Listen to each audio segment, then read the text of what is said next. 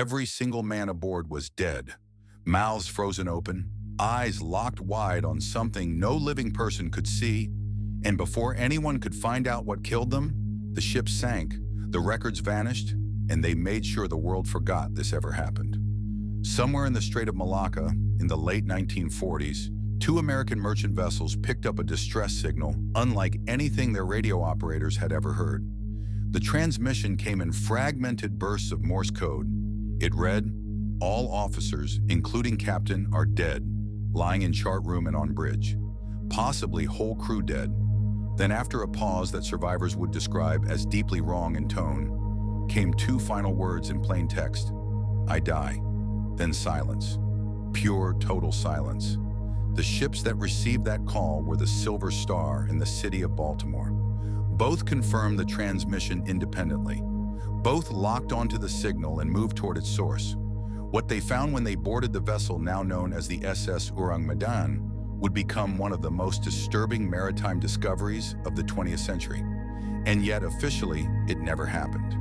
The ship, by most accounts, does not appear in any verified international maritime registry. No confirmed port of origin, no verified crew manifest. No government has ever claimed it. The bodies were scattered across every level of the vessel. Deck crew, officers, the captain, even the ship's dog, all dead. No visible wounds, no signs of struggle, no conventional explanation for how an entire crew could be killed simultaneously and completely. But it was their faces that shook the rescue crews to their core. Every man wore the same expression, mouths stretched wide, eyes open, staring upward, faces locked in what witnesses described as pure, absolute terror, as if whatever they saw in their final moments was something the human mind was never meant to witness. The official investigation, if one ever truly existed, produced nothing. No cause of death was confirmed. No definitive country ever claimed the ship. And before any deeper examination could take place, the Ourang Medan caught fire in its cargo hold and sank to the bottom of the strait, taking every piece of physical evidence with it. Some called it an accident.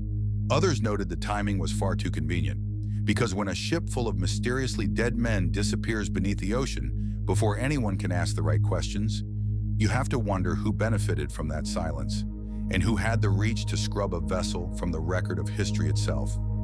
Now here is where the story fractures, because the moment investigators and journalists tried to trace the Ourang Medan backward through time, through port records, through shipping registries, through the bureaucratic paper trail that every vessel on the open ocean is legally required to leave behind, they found nothing.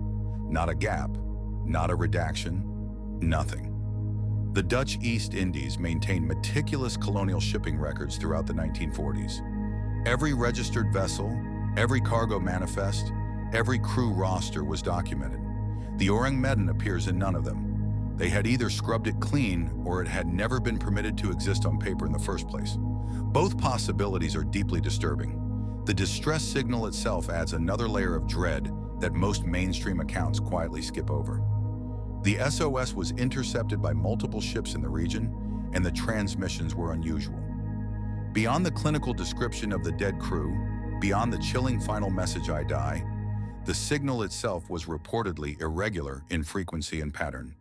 Amateur radio operators who later studied the documented intercepts noted that the transmission carried characteristics inconsistent with standard maritime radio equipment of the era. One Dutch signals officer who reviewed the logs reportedly requested a classified briefing shortly afterward. His name disappears from public record entirely within 6 months of that request. When rescue crews from the Silver Star boarded the Ourang Medan, what confronted them was not simply death, it was a specific kind of death. Every body on that ship, above deck and below, wore the same expression. Mouths stretched wide, eyes fixed upward and open, arms extended in front of them as if warding something off or reaching towards something only they could see. The ship's dog, found below decks, wore the same expression. There were no signs of struggle, no visible wounds, no blood. The ship's cargo hold, which the rescue crew attempted to access, was described in early accounts as unbearably cold, despite the equatorial heat surrounding them. Several crew members from the Silver Star refused to re-enter the hold after the first inspection and would not speak about what they saw inside it. Theories have circulated for decades. Poisonous gas leaking from an unstable cargo. Nerve agents being transported illegally through post-war shipping channels.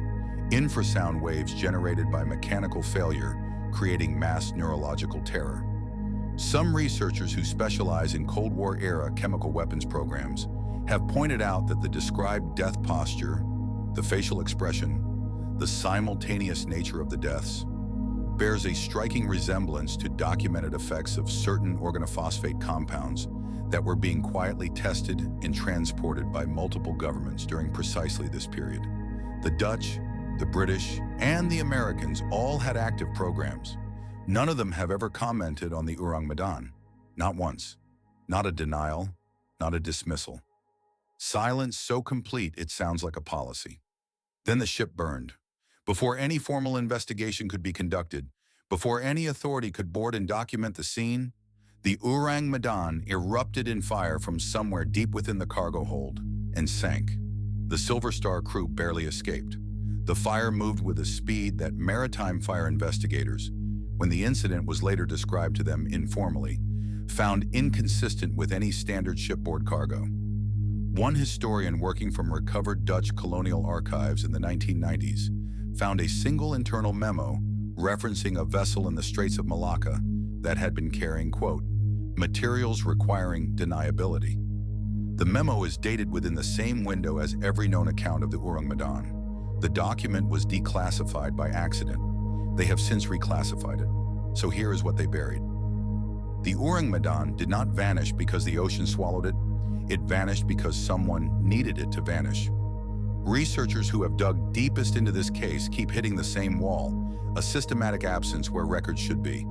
No Lloyd's registry entry, no Dutch colonial shipping manifest matching the vessel, no survivor testimony that can be independently verified, and yet multiple credible maritime sources reported the distress signal, the rescue attempt, the bodies in the fire.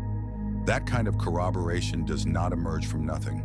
What it suggests is not that the ship never existed, but that its existence was retroactively erased, and the most probable reason ties directly to what the Dutch East Indies trade routes were quietly carrying in the years immediately following World War II.